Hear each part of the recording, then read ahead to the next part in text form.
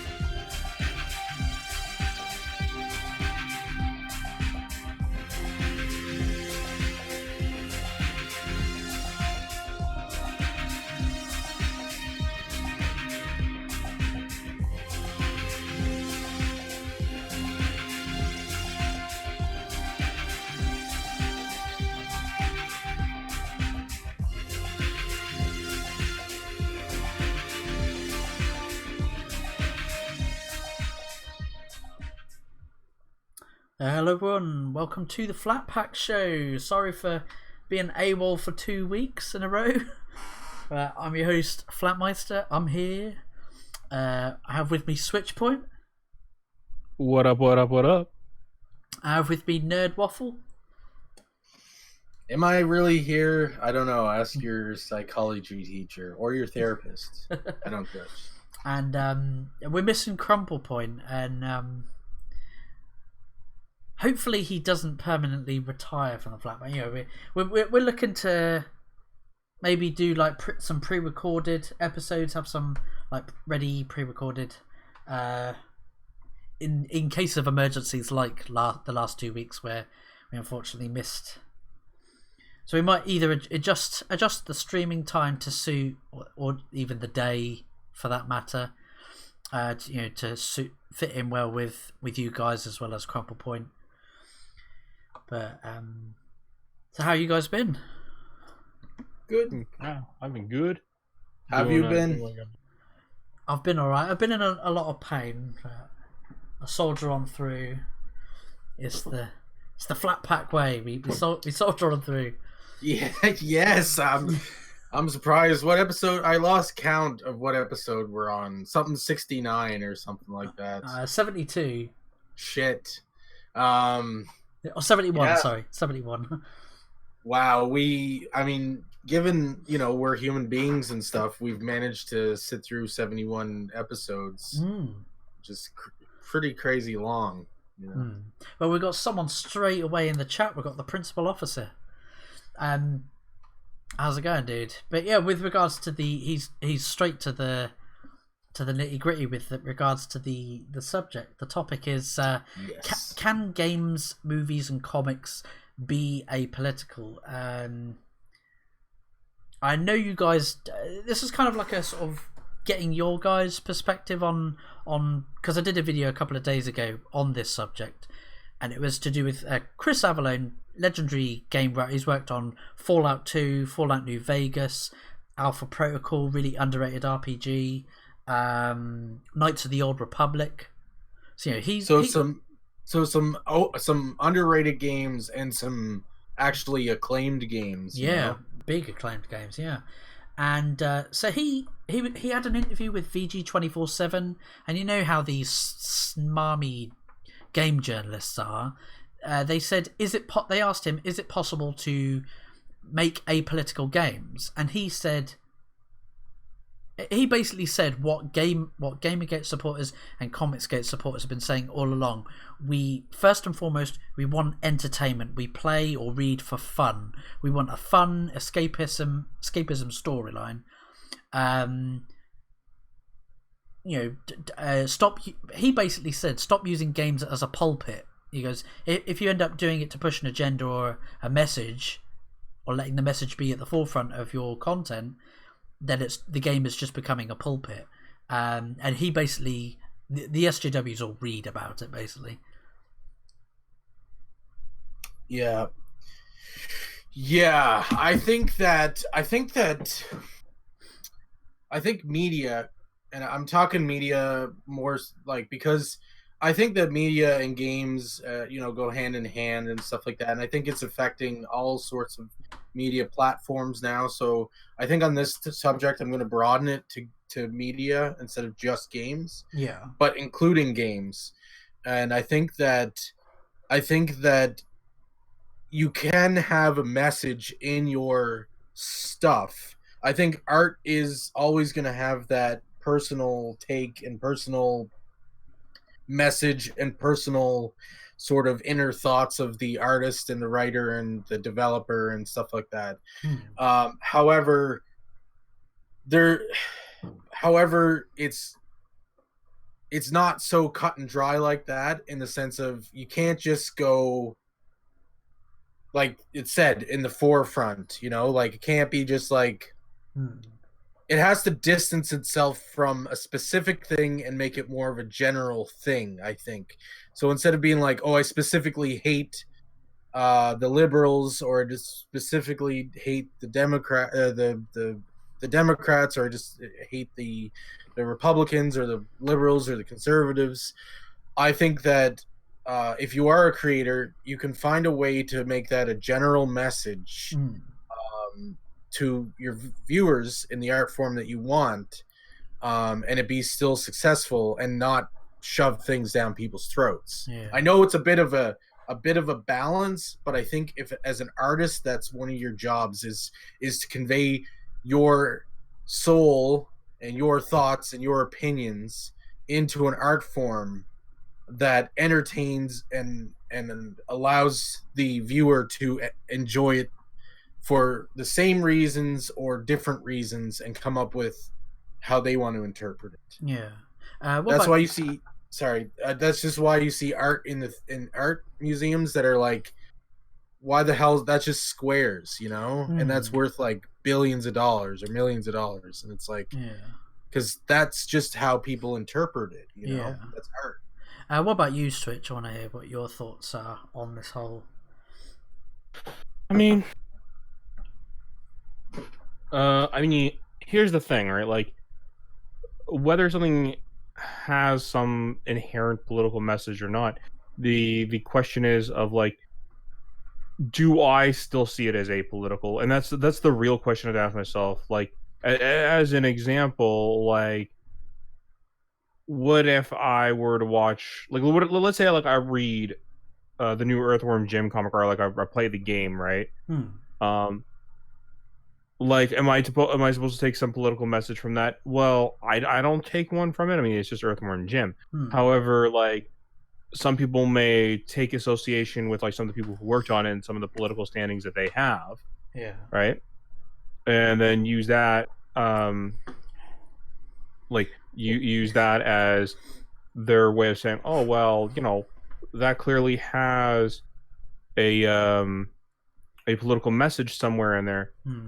I was going to say, Switch, what if you have take a feminist critical lens to Earthworm Jim? Earthworm Jim is a symbol of the patriarchy and a male power fantasy, because Earthworm Jim is an ideal male body and his head is phallic, like a penis. I'm going to stop you right there, Flat. I definitely want to have a worm body myself. So it is a male power fantasy, okay? I mean, worms are powerful. They get eaten by birds, yeah, and they don't really do much.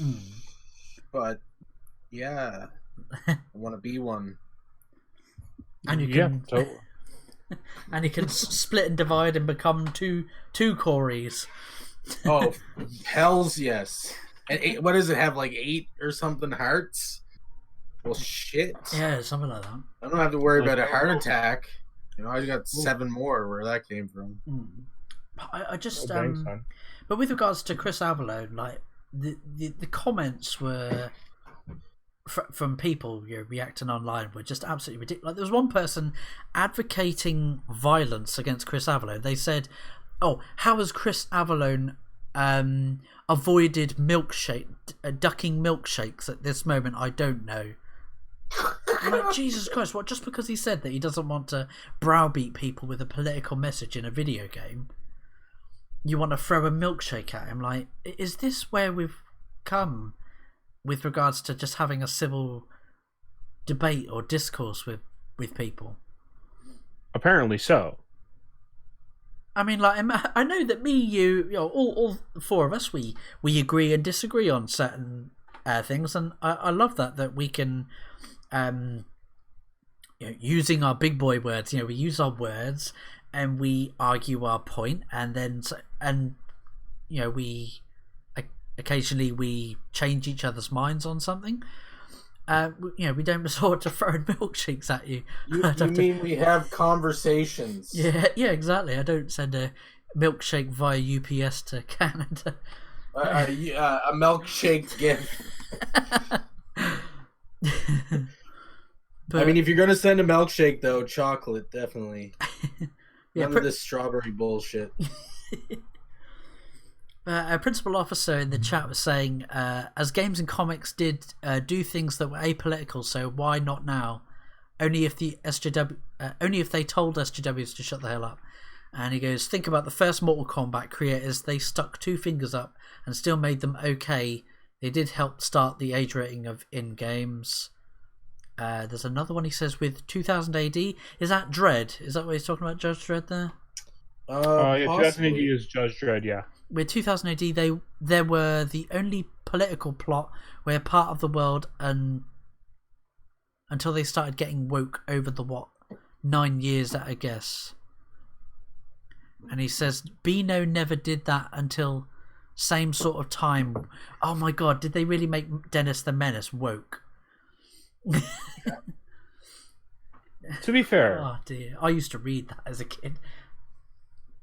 Like, to be fair, a lot of companies would so a lot of would do progressive things with comics even back then. Yeah, you know what I mean. Like, that was just a common thing where they would do what they consider progressive at that time. Now we might disagree with it. We might disagree with it now or stuff like that. But then you also have to realize back then that was considered okay though, right? But. Yeah, I can understand where you're coming from though, but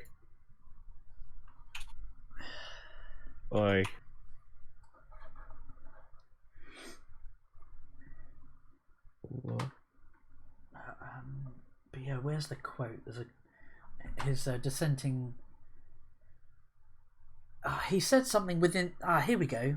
And I've always said this in pretty much from when I first started YouTube with regards to doing social or political commentary in a game or movie or comic, because especially within the framework of a game, because that's interactive and player choice and whatnot. But he goes, I think a game is served better by asking a question, provide a range of perspectives on the question, but then leaving the answer to the player. I try to frame any politics in the parameters of the world, the law, and the franchise. Yep. Yeah. Any sort of you can still convey your message that you want to convey, but it should be up to. But you should a good writer or artist or whatever will blend it in a way that it's up to the reader or the viewer or the player to make up what that means. I love and SJWs have used this as a point, and I will actually agree with them and use the point back, sort of not necessarily at them, but kind of in response back at them, in the sense of, look at X-Men. X-Men was created as it was addressing the the concerns in the gay community.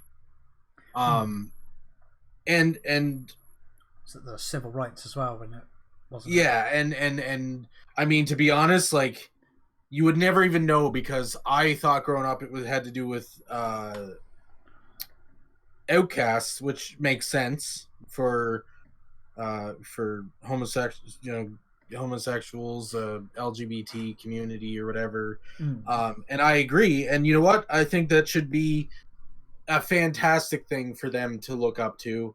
And I would say, though, that it should be for anybody who feels like an outcast or whatever. Yeah. Because if you were an outcast, why would you want other people, even if they're not the exact same as you, to feel like an outcast? And I think that giving people a platform where it says, oh, hey, this is, we made this with the LGBTQ plus whatever community in mind, but this is for anybody who feels like an outcast, for whatever reason they feel like an outcast, Yeah.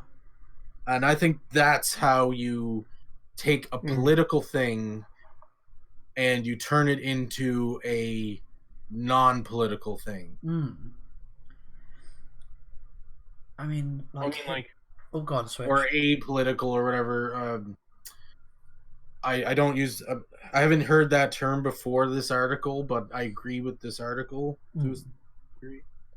Well, okay, so like, what do we consider? Like I said though, like, what do we consider apolitical? Like, that's the thing. Like, if I consider it apolitical, and somebody else can still consider it political. That's the other concern, right? Like, what is perceived by one person may not be perceived by another. That's the other concern we run into, right? That's true, and I think that there are certain things that are harder to say, that would be up for debate and could be very well debated by both sides or anybody.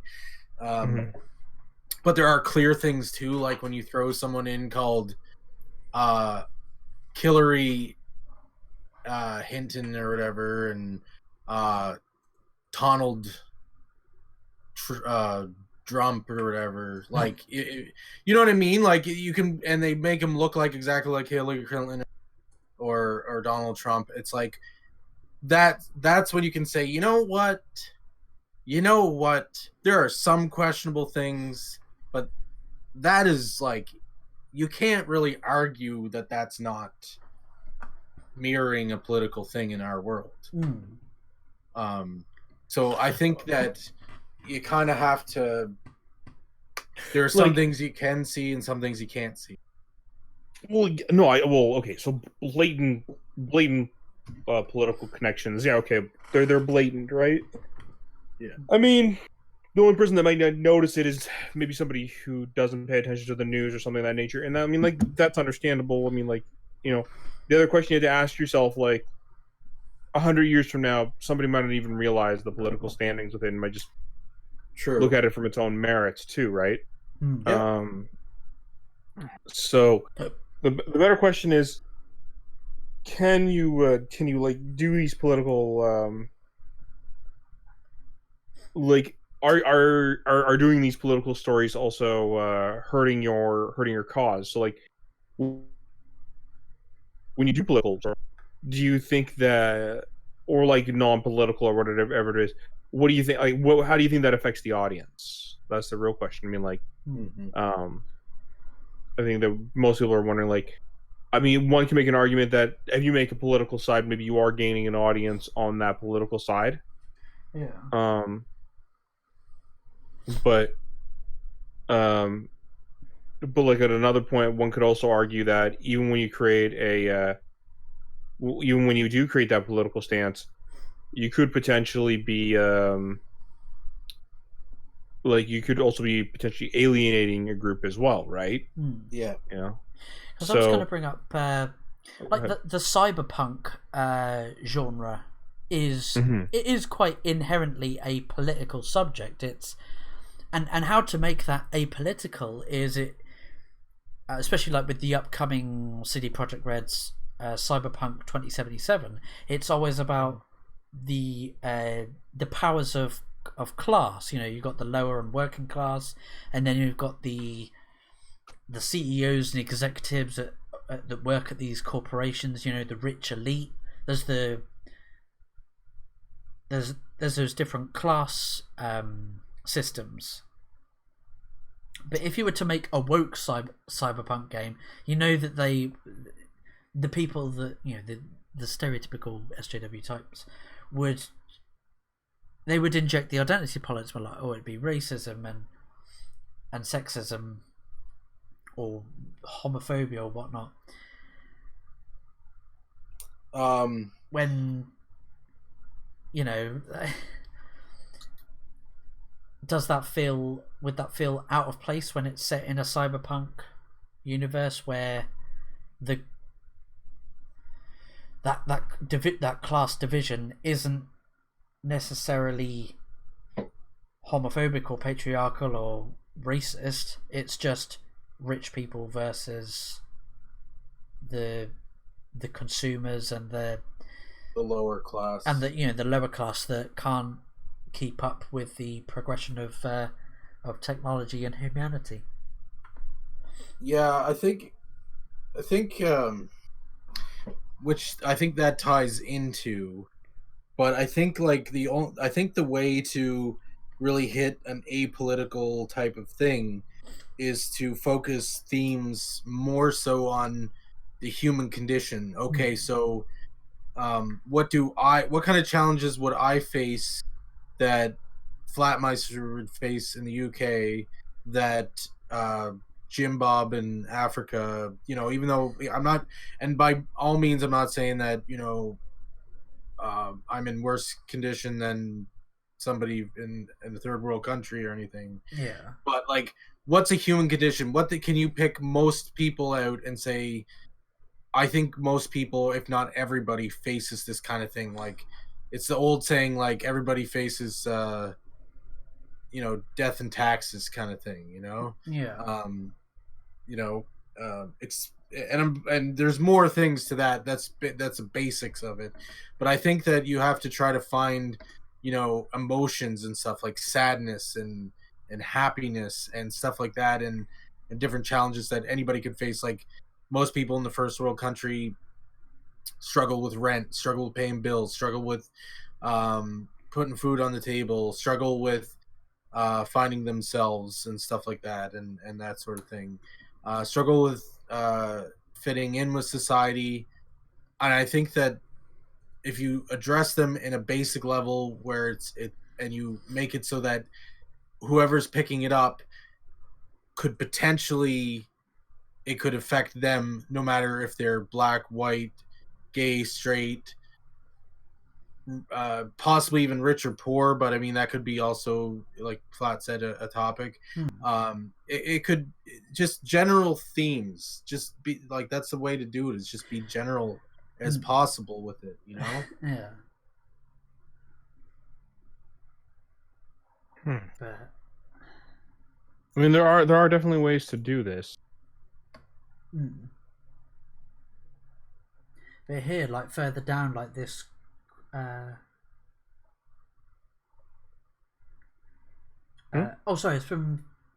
it's a quote from Forbes senior contributor Eric Kane discussing the following question with regards to Ubisoft's Division 2, and he was saying about politics of the daily favourite should be used only sparingly, if at all.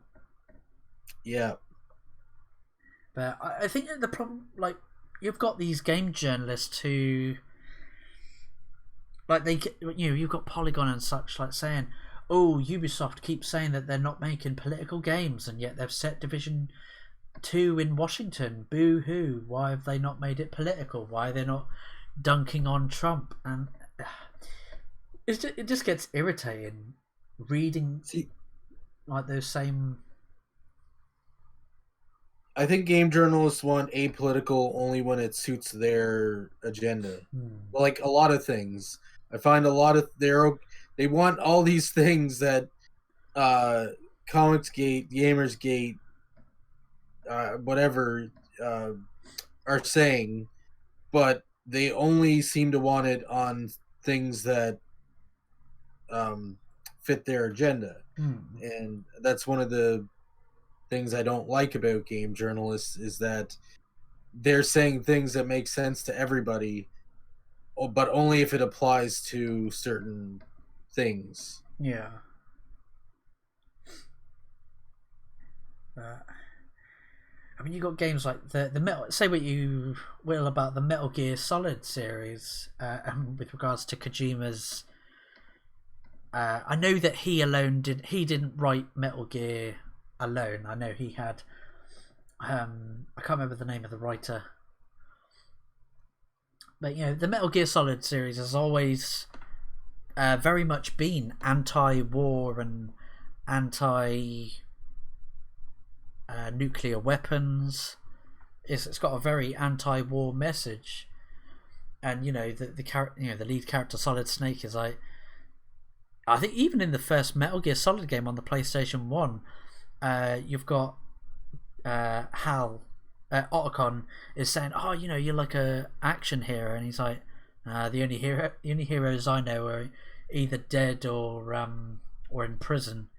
He goes, That's like, I would argue that Metal Gear Solid is very much a political thriller, but like it's very vague about like which politics it does or does not pull on, and what it does or does not believe in. Sure, I mean, like, you have the argument of, I guess, somewhat of capitalism versus communism to a degree, but like it doesn't really outright tell you the political message. Like, it's all in the undertones. So you have to kind of, in a weird way, almost kind of figure it out as you're playing the game. I mean, because each Metal Gear game had the theme also played in with like a gameplay mechanic as well. So Metal Gear, and obviously with like the limitations of the earlier ones, but Metal Gear Solid 2 very much with it was next gen at the time. With the PS2, better 3D graphics.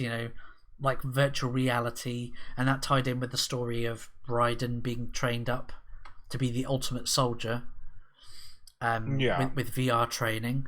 And then Metal Gear Solid 3 Snake Eater with the whole consuming and fighting and to survive in the wilderness. And I think it was Metal Gear Solid 4, it had They replaced the stamina with the psyche bar, and whenever there was like, even in the cutscenes, like if Snake came under like some stress over like some new intel or information that's stressful, his psyche bar would go down. So you'd have to have a cigarette or something to calm his nerves. Bring the because the psyche bar would affect like your aim and movement. Your aim would be a bit more erratic if your psyche bar was all the way down.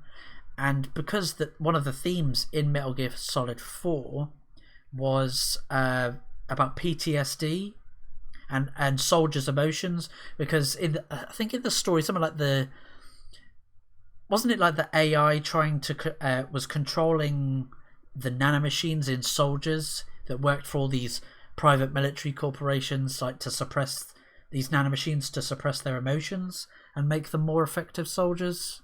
I feel like I remember something like that. I think there was something like that. I mean, I know there's a lot of talk about nanomachines and how nanomachines do nanomachines, son. But yeah, that was that main theme in Metal Gear 4, and I've not played Phantom Pain, Metal Gear Solid 5, but that was very much about I'm trying to remember what the key themes in that was sort of dissociative disorder, and I've kind of read the spoil. I won't spoil it, but I've kind of read what the story is. But it's a lot about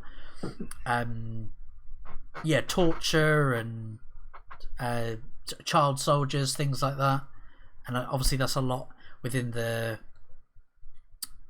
gameplay, sort of hiring soldiers for your own private militia, things like that.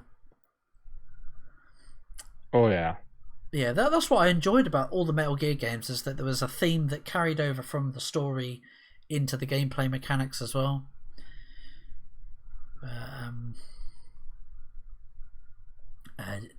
we've got principal officer saying, we know what causes the games to go wrong. The Gamergate and Anita Slykeesian.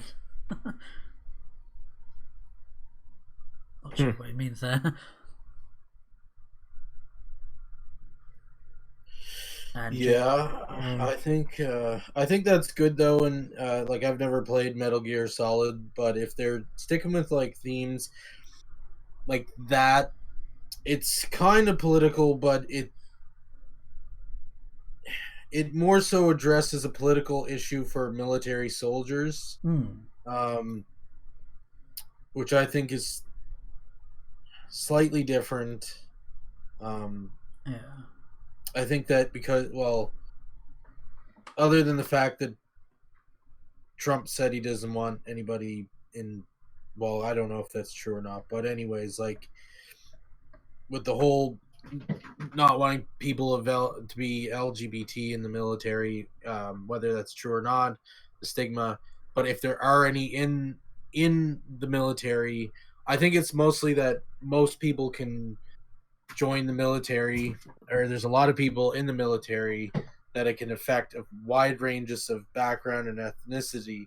That it's more of a condition for people who are in the military that bands together and says, yep, these are issues with, war, which is a human condition, that can be bad things to happen, and we're gonna address them. I think, I don't want to be biased, but I do think it's like not that I have any personal stake in the military, but I think that it is still good things to talk about and more generic things than just, oh, hey, this person who's white in the military, this is the struggles they have as being a white person in the military, or this is the struggles of somebody who is of a different color who's in the military, kind of thing.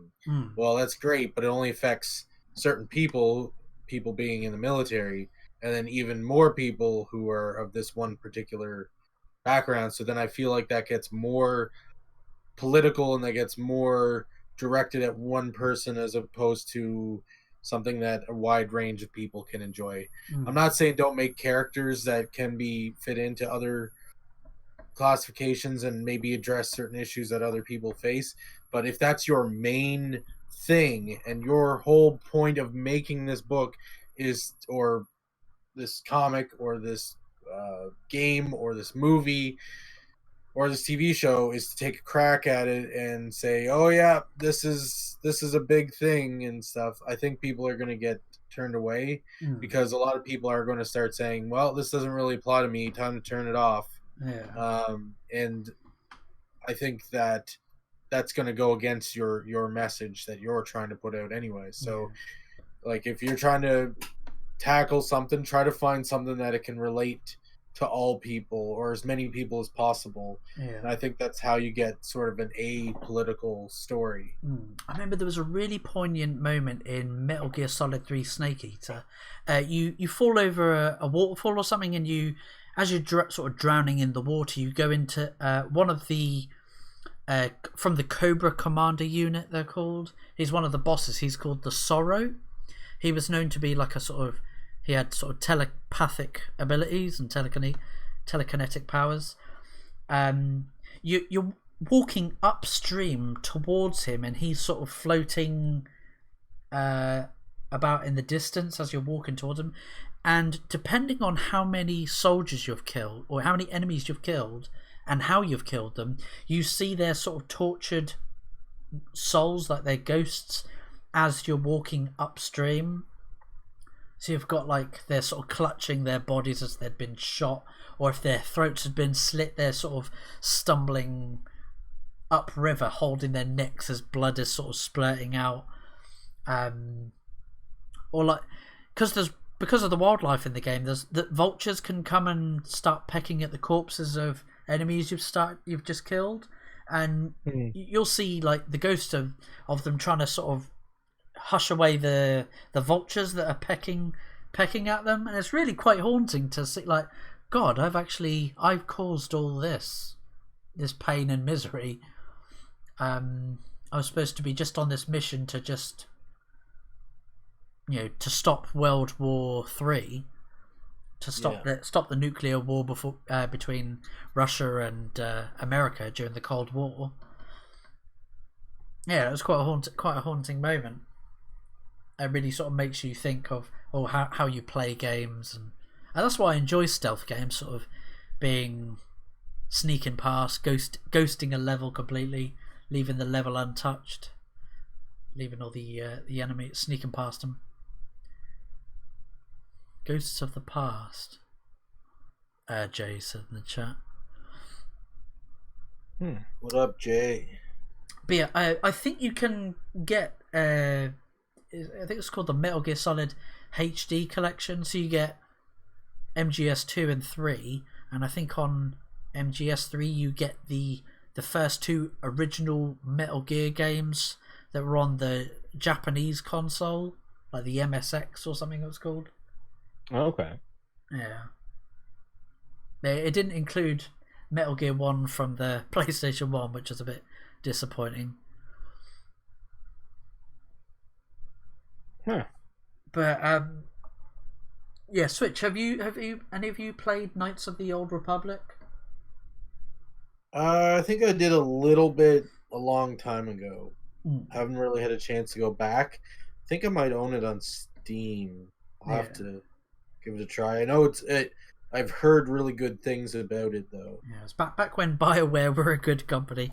But yeah, I was wondering, like, is there any games that you have played that have been or had political themes that hasn't felt to you like it's beating you over the head with a message, that it's laying these ideas and concepts out in front of you and left for you to think them over? And a lot of Final Fantasy games, especially 7, 8, 9, and Tactics, and really all of them, but that I know. But those actually 8 was the one that I thought of first, and I was like, well, 7 also, but I think just Final Fantasy in general, and 9 does some political stuff too. But like the whole, oh god, like something like just with the Seed, like I guess the school or whatever of hiring, like training and hiring mercenaries and stuff like that, is kind of crazy. Final Fantasy 7 does a lot of really political stuff with like Shinra and stuff like that, even though they're like a company, but they're kind of like the government and stuff, and they do like a lot of political sort of stuff, but without being like, oh, we're really with the conservatives, or hey, we're really with the liberals, like. Yeah. I think they do a few little like hippie stuff where it's like save the planet and stuff like that, but I mean, saving the planet's kind of important, and I think a lot of people will agree that saving the planet is important. Yeah, it's very much about sort of corporate exploitation of natural resources and stuff. Yep, and exploiting the people. Because like when you're especially when you're in Midgar, there where they address like how they treat people who live in the different sections of the city and stuff like that. Yeah. So they don't treat the lower class very well, which is pretty much everybody who's not in Shinra. So yeah. What about you, Switch? What? I mean, like, I could argue. Well, I mean, like, an interesting thing is seeing, like, okay, well, I'll play Deus Ex. When you play the Deus Ex games, you definitely see a lot of political stances and stuff like that in regards to, like, what does it mean to be augmented? What does it mean not to be augmented? What's okay? What's not okay? You know what I mean? Yeah. um, um, what is or isn't, like what people like, what can people like what can people do, or like what is um like what is and isn't okay, you know what I mean, like stuff like that. Yeah. um and I think that's okay, like, I think that's fine. I don't know, like I'm just trying to think, like, what will be a I'm just trying to think here. um what's a what I'm trying to think here, like what's a good another good example. Like, I mean, I guess Pokemon also comes into play. Like, an interesting thing about Pokemon is that, like, how each region kind of has its like own rules and stuff like that. Um, like they have their own they have their own 8 gym badges. They have their own Pokemon. They have their own societal differences. Like some are like more laid back. Some are more serious about things. Some are more have more different types of competitions and stuff like that. One of the wilder differences, of course, was the recent Sun and Moon, and how Sun and Moon like does that does things much differently as compared to the other ones. You know what I mean? Yeah. Like, that's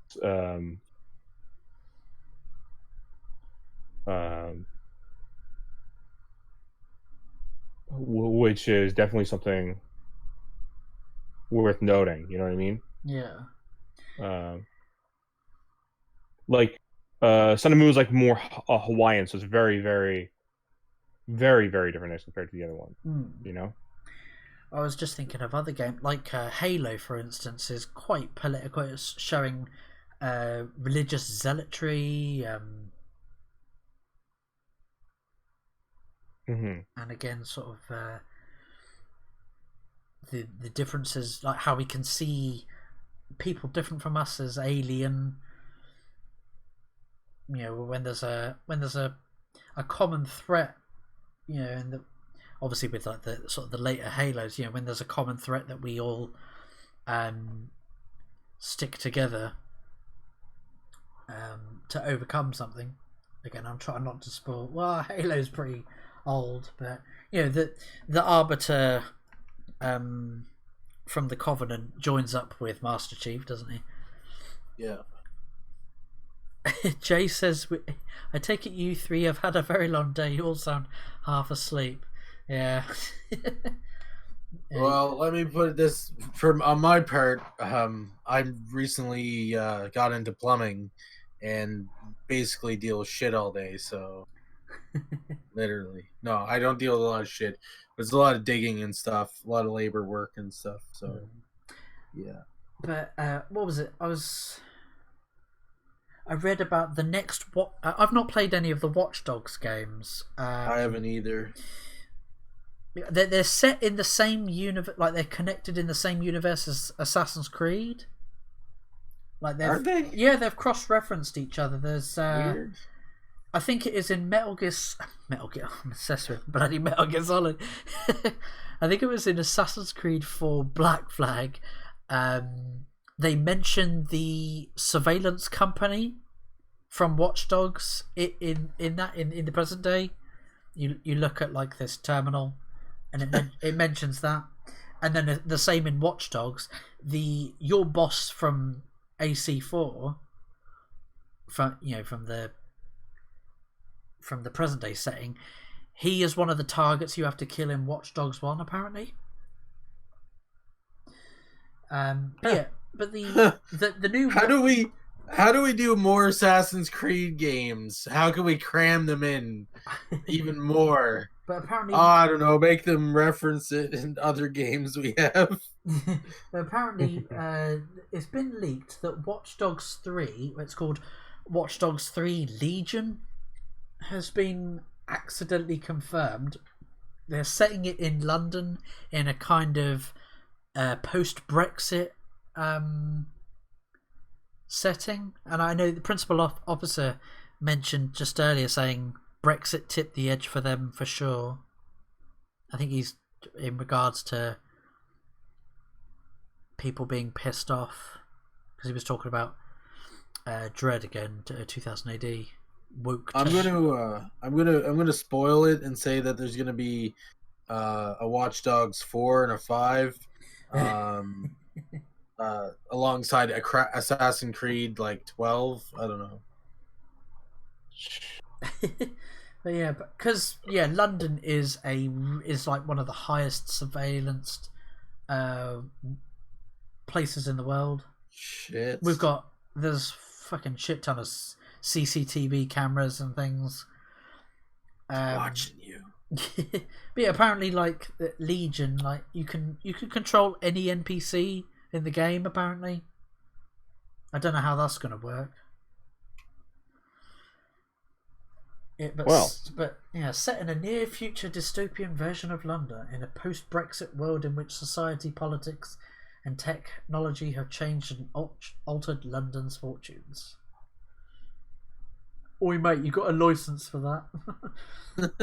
License for that meme. Honestly, it has become a meme at this point.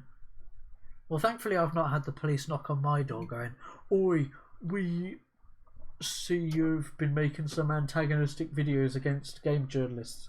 Don't you know they're the most protected class?" That's true. I mean, I was about to say, well, you could pull the learn to code.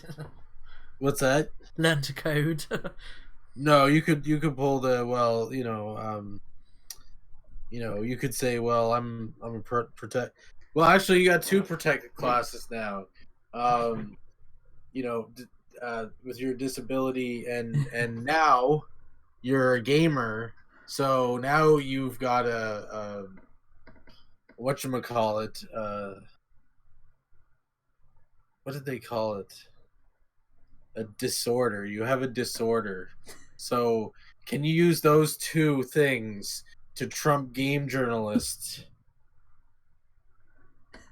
I don't know. It reminds me of this scene from the It Crowd, and me and Gemma always like.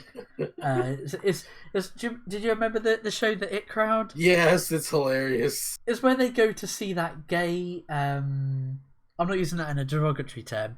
They go to see like this gay play. Yeah. And I forget like why, but he pretends he's disabled, and he goes, "I'm disabled." I can't find the exact line, but he uses the disabled toilet, and they carry him out, and his friends that he. Oh dear, I can't find the exact part where he goes, "I'm disabled." I think his skills were severely underused in Thor 2. In Thor. What's his name? Chris O'Donnell. Chris. What's his name? The actor's name? Chris Hemsworth? No, the guy who's in the It Crowd. The guy. Oh, I think I'm sure you're talking about the IT crowd. Yeah, Chris O'Dowd. Do you mean? Yeah, Chris O'Dowd. Yeah. Who was he in Thor 2? He was Jane Foster's date or whatever at the restaurant. So she's out on a date with the guy, and that's Chris O'Dowd. She's out on a date. Out and about. She's out on a Canadian date, okay? Don't be making me. If you make me get off the stream, I'm gonna have to go wash my clothes. Oh no, he's gonna wash his clothes. Oh wash, no. It's wash. Okay, you're gonna have to go wash me clothes and eat some Canadian bacon dipped in Canadian maple syrup while drinking beer. And is Canada protected? Is being Canadian a protected class? Like, I just wondering, because we're very because we're kind of special people up here.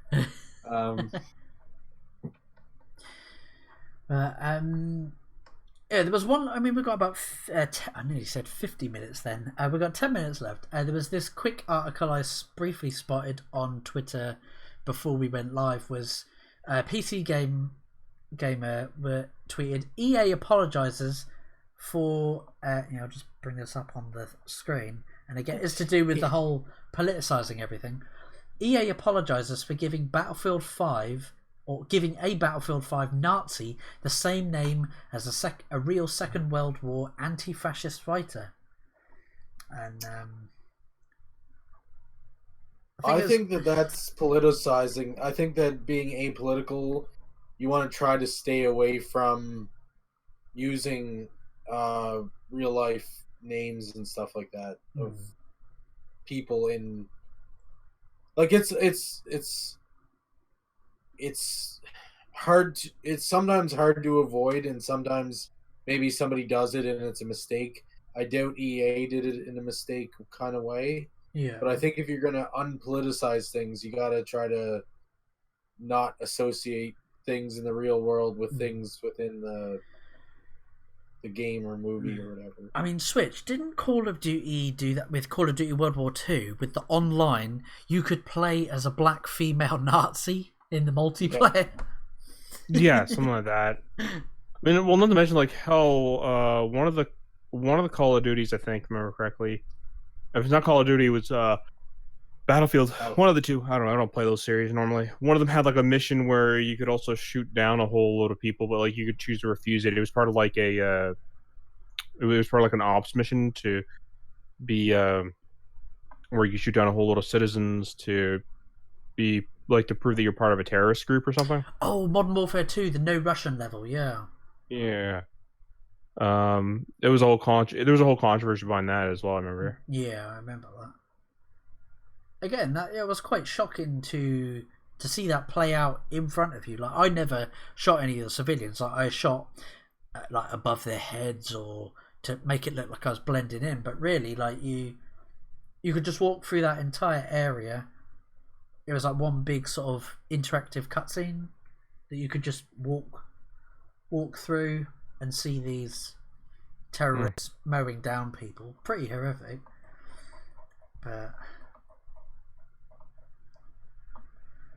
again, like with this EA giving a Nazi a name, they obviously didn't do that. Well, just very clumsy, really. I don't think it's anything to do with. I mean, Antifa is completely different now to what it was, back then when they were actually fighting Nazis. I think EA is just one big oversight. Yeah. I don't understand. One of these days,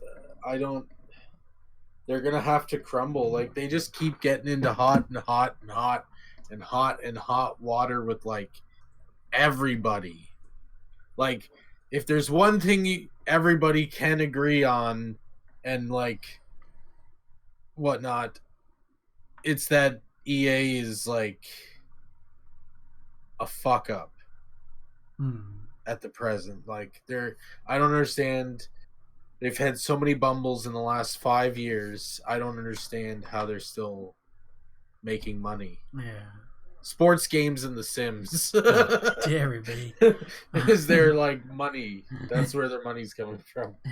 Principal officer. I want this dog bundle in The Sims. I'm going to pay $50 for it. There's EA's money. Principal officer in the chat was saying, has any of you seen about thing about the straight pride that's just been going off? And supposedly, I saw Chris Evans thought this was coming out as almost anti-straight. It's a whole 4chan prank, isn't it? I think so. I mean, like, whether there's a straight pride parade or not, I really don't care enough to make a deal about that. Like, here's the thing. Like, at what point do we stop? Because, like, my question is, I really don't think like there should be any special days for really much of anything.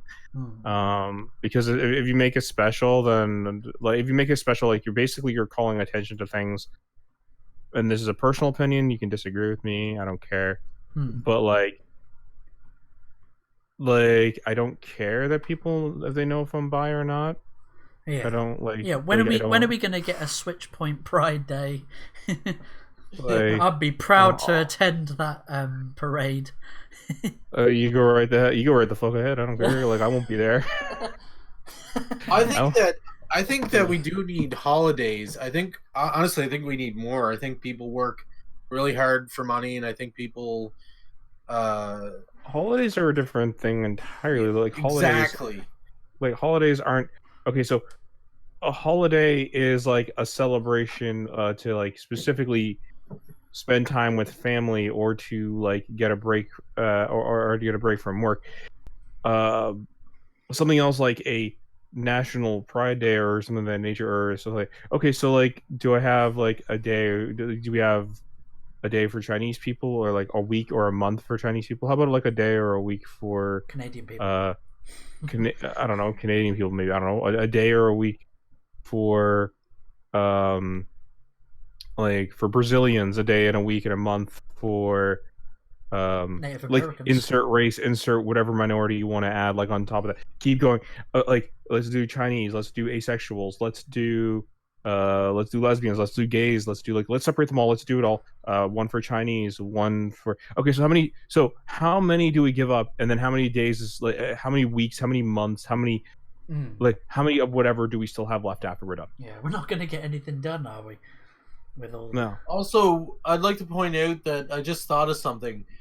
These holidays, like there's actually Asian month or whatever, and there's Black History Month, and there's Pride Month or whatever.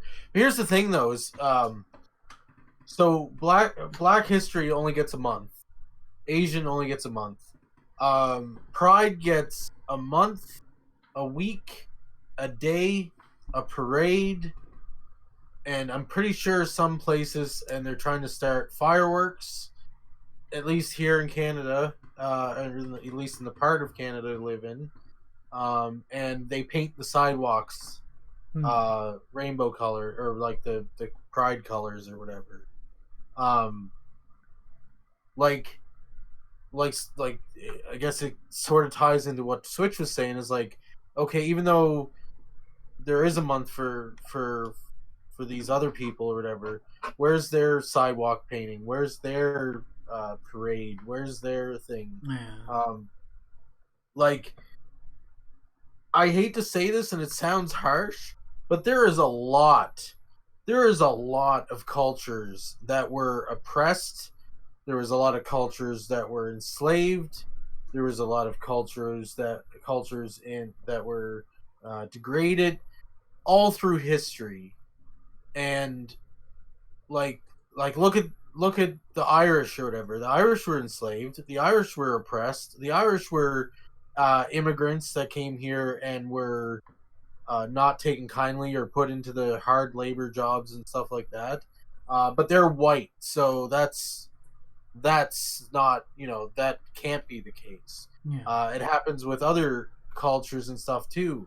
And all of these things that we have, the pride and like, except for Black History Month, we don't learn about these things. Like, I would be okay with a month where it's like multicultural month. Go out and learn about somebody else and whatnot. I'd be okay with that. Instead of having all of these different things, all of these different times, let's get out there and learn about other cultures and learn about other people. You know what I mean? Instead of like, you can celebrate people any day of the week, but let's like learn about people. That's more important, I think, to me, is learning than it is, oh, let's put them up on a pedestal. Yeah. I mean, like, honestly, I mean, I don't. Yeah, sorry. Like, it's a stupid thing to me. For the people who want to celebrate it, go ahead, have a good time with it. Yeah. Like, But I personally think it's stupid, and if that's what you need to justify yourself, then you sound more fragile than you actually are. Yeah, To me, it's like a very sort of narcissistic, sort of seeking validation, self-validation. I get, yeah, there's been a history of oppression and people want to celebrate, but equality has been achieved. Like, would you say in first world countries, equality has been achieved between? Okay, I think it's been overachieved. We're at the point where people are now afraid. Like there are groups of people now afraid to offend the others, like to the point where they to the point where they where the don't fear want. is reversed. I don't know if I would say the fear is reversed. I say it's like, but I will say that like it is definitely to the point where they're at the point like, because I mean they're not. It's not like they're afraid to be gay or gays are afraid to be straight. It's more like it's more now. Oh well, now I don't want to offend the wrong people now. Like that's literally the argument now is I don't want to offend the wrong people because well they're an oppressed race, and if I offend them, well I'm offending an oppressed great group or race or something if I say the wrong thing. And it's to a point where you feel the need to they try to make you feel the need not only to oppress yourself and your talking points, but also oppress other people's and their talking points as well. You know what I mean? Yeah. And that is that's getting to the like that is definitely getting to very dangerous territories. Like it's to the point where it's becoming very much a to the point where like people don't want to like where people just they don't want to discuss the topic. They don't want to openly point out their points of view, or we're getting like people who are going to the extremes now, where they're going very extremely against the grain now because well that's the like to the point where they're starting to listen to groups or parties that they normally probably wouldn't even listen to because the people that are supposedly on their side are not on their side. Yeah, you know, so like it's really causing a discourse. I mean, because don't get me wrong, I'm pro gay rights. I watch RuPaul's Drag Race with my wife. She loves that show, and but I find the LGBT community, like that label and the fact that a community, it has become very toxic. Like it completely takes the individual out of the individual. It's just like become a collective group, and the LGBT community has become very toxic. Also, Pride also a lot of places, at least local to me, and probably other places, I'd imagine, especially in the U.S. Now, I understand the history of it, but this is not how you move forward from that. A lot of the groups are calling on to hate cops and to not allow gay cops or any cops or anything to celebrate Pride or march in the parade or anything like that. And it's kind of like I get that their beef is cops used to like treat them poorly or whatever, but like that's not every cop. There are some cops that are abuse the power, and that's not right, and those people should be rejected from being a police officer. But at the same time, like, you can't just say no, we don't want cops, we hate cops. Like I saw on Facebook the other day where it was like this photo where it's like hate cops, be gay, or whatever, be gay, hate cops. And it's like, and someone was like sharing this proudly and was like, happy Pride Month. And it's like it's all about love and tolerance and acceptance. Yeah, and it's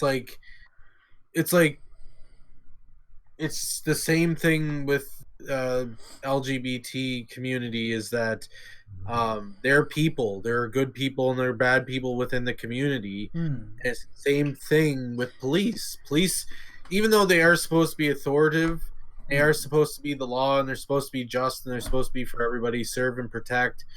there's still people too, and they still fuck up and make mistakes. And there's still good people, and there's still bad people in there. Exactly. And I mean, you can't just single them out. Like with them hating the cops, it's just going to be a never-ending cycle of hatred, isn't it? If they can't just,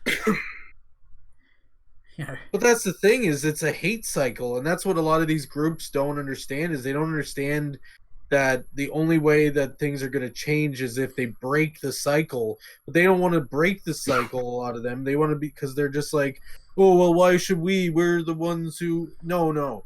If you want it to be broke, then you break the cycle. Yeah. It's like I always say, and that I've heard, I think it was from Gandhi or whatever, but it's like, be the change you want to see in the world. And it's really true. You want to stop hate, then stop hate. And it starts within you. It starts within the individual. You have to stop hating yourself, because you can't do anything about other people, and if they hate or not, all you can do something is about yourself, and try to spread and be against all kind of as much hate as possible. Yeah, I'm kind of glad that we touched on the cycle of hate, because that does kind of link back into the with games being apolitical, and about the division between gamers and developers and game journalists.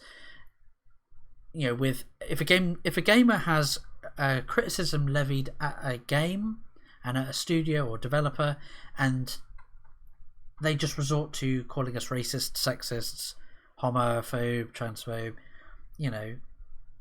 when really when gamers complain, so some of it is mockery, like this game, is ham-fisting these identity politics.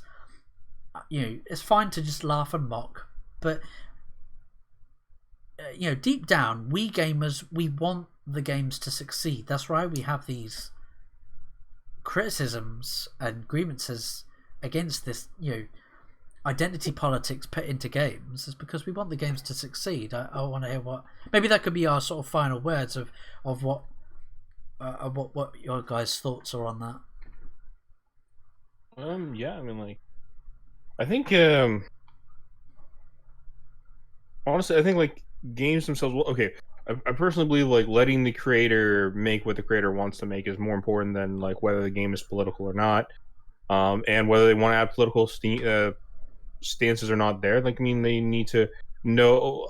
I mean, like, yeah, constrictions need to exist when making a game, but a constriction is not. Oh, it has to be political. A constriction would be stuff like the game needs like these aspects for like online, or it needs these aspects for single player, or it needs like something like that. And if you can put a message in there, cool. If you can't, you can't, right? But like,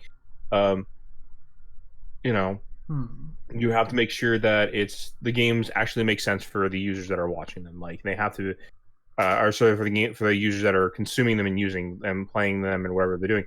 A game still needs to be a game at the end of the day. Like, yeah, it can be artsy or not artsy, but like, it has to still be a game,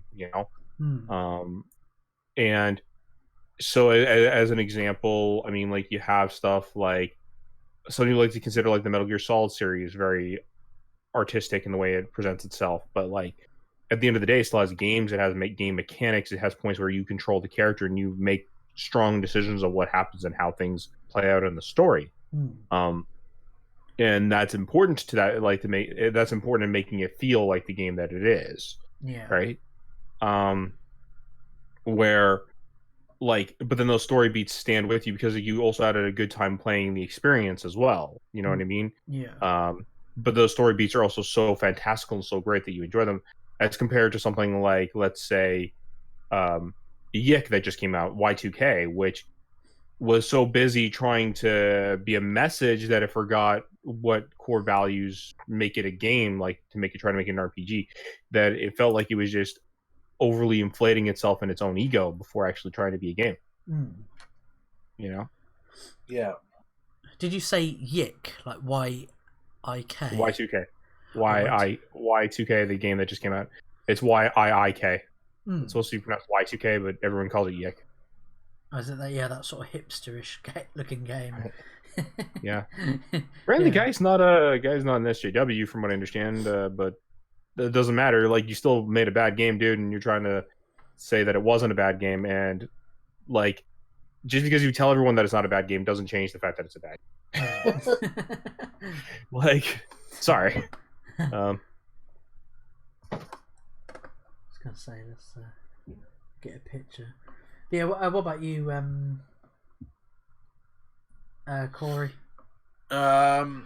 I would say, yeah, just what I've said before in the discussion is, I mean, always be the change you want to see, and I'd say like the best way to stay apolitical is to boil it down to as much general human struggles as possible. If you're experiencing sadness or pain in your life and you want to convey that into your art, convey that as sadness and pain. Don't convey that as something that's completely specific to you. Reach other people with it. Reach other people who might be sad about something else. Maybe it's not the same thing as you. I think that's why, staying with human conditions and human emotions and stuff like that, working with it with your creativity is how you can make a great message without speaking to particular people and reaching as many of your audience as you possibly can. Yeah. Yeah, well, I think we've had a really good discussion. Yeah, this game Yick looks bloody weird. Like there's a black. It's trying to kind of be something similar to like, I would say stuff like Undertale was, where they're also trying to be where they were trying to be kind of like Earthbound, and they're also, but like Yick also likes to like stuff like Final Fantasy and Earthbound and stuff like that. The thing is it comes off very mainstream in its choices. One of the decisions that there's a talk of like, oh yeah, like game, like they act like they have a very hipsterish line somewhere in the game where the guy's like, oh yeah, games like Lugia, Lugia 2 and Final Fantasy 7 and Final Fantasy 4 and they name like all these like really really popular RPGs that were like from like the 90s and like early 2000s, and like that was like my childhood, bro. And I'm like, yeah, okay, but like like even if that was your childhood, like those are all popular ones, and that just comes off slightly cringy. Like I know you're trying to like make it based in a real world, and I get it. Yeah. But like also like try to put like more RPG fans really, if you're really trying to get the RPG fans to like get into your game, you gotta put more of the obscure stuff in there. Like, sure, okay, Final Fantasy is great, but like, what about Xenogears, Xenosaga? What about games like Disgaea, like the Disgaea series, more than just Disgaea 1? Like Disgaea 2 and Disgaea 3 are really awesome. To discuss games like the discuss the Atelier games, discuss like there's tons of different RPGs you could definitely jump into that have been around for like all this time. Hell, there's even some that like fan translations worked on, such as like Live a Life, which is pretty awesome. That like if you really wanted to get the RPG community to look into your game, you should have done more study. Yeah, I'm not saying to have to play these games, but at least like understand that if you're going to only name the mainstream ones and try to like act as if like you're some kind of, I don't know, bigger than thou thing about Officiant. it. Yeah, like that just comes off very pretentious. Yeah. I'm an RPG aficionado. I'm an RPG fancy barista. Yeah. Yeah, that's So yeah, that's been the Flat Pack show. I really enjoyed this topic, and it was good sort of getting your guys' sort of views on it as well, with regards to like the whole Chris Avellone fiasco and things like that. Yeah, it's weird that they make it out to be such a crazy thing like the SJWs, but it's like, is this just seems kind of normal, you know? Like, why not? But a big thanks to the principal officer and Jay popping by once again. Big thank you and apologies for missing last 2 weeks. I know Jay said that he kept popping by over the last 2 weeks to check whether we'd done the flat pack show or not. He's like, I need my fix. The first one's free. So I think for next week we've got a guest, a very special guest. We've got indie comic creator Brian Shearer, I think that's his name. His and he's going to be showing us his, I think it's his Indiegogo. Is it? I've freaking forgotten what the name of the comic. Something Thunder Punch. Yeah, I think it's Thunder Punch.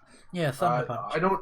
It looks kind of cool. It looks kind of like the Transformers. Yeah, it's got that kind of like 80s retro like robot vibe. Giant robot. Yeah.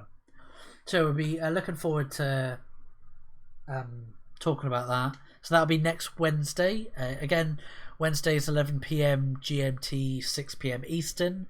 Again, that might change because of things going on with Crumple Point. We're still in talks with what's going on. Things may or may not be switching up with the flat pack. We're still talking about it, and I know I'm still game. I think a few you guys are, so we might do some pre-recorded, so there might not necessarily be a live stream on the Wednesday. It'll be like pre-recorded, and I'll upload it on Wednesdays. Again, also I will try to upload more videos when I can, like with regards to my chronic pain and stuff. But it's been me, Flatmeister. A big thank you to Switchpoint. Yep, what's up? And stay frosty. He's great as always. And a big thank you to you, Nerd Waffle.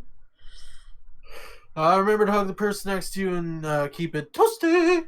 And a big thank you to the people tuning in. Jay says, I miss Big Daddy Crumple. We're going to try getting him on as much as we can, but life is a bit in the way for him right now. Yeah. But so yeah, that's been the Flat Pack Show. We'll catch you next time. Take it easy, everyone. Bye.